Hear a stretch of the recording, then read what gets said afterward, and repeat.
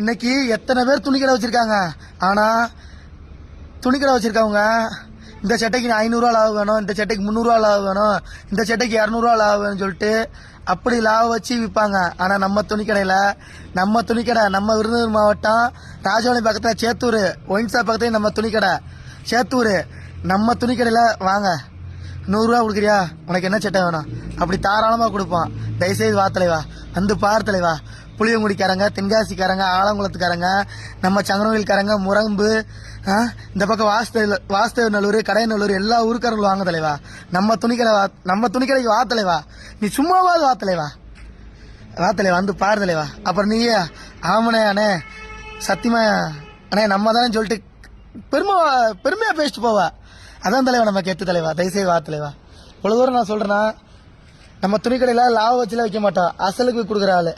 நம்மள மாதிரி யாராலையும்